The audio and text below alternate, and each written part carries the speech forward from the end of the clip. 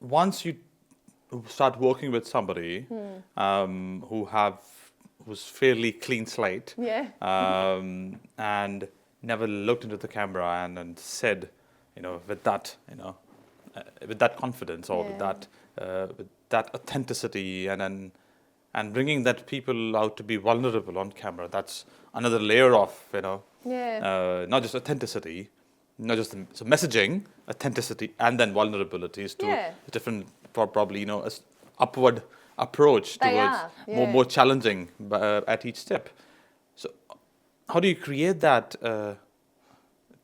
How do you train that somebody? How do you educate that?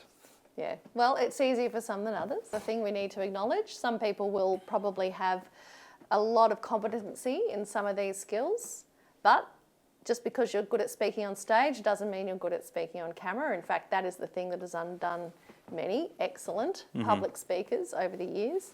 So really it's about first ingesting company messaging, right? You've got a brand message as an individual, and so does your organisation. So we're going to take that messaging and we need to turn it into you.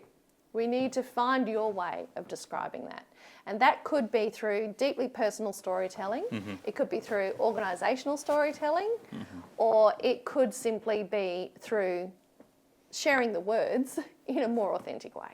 No one likes to feel like they're being kind of rote learn, getting a recitation. No one likes to feel like they're being read at. We don't believe that. So it's practice. At the end of the day, people don't take the time to do an out loud rehearsal.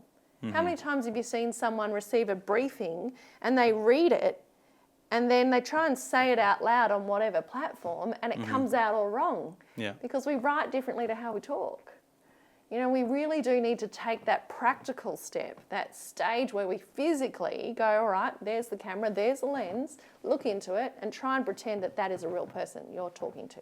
And let's see if you're believable. And the believability is where it's at.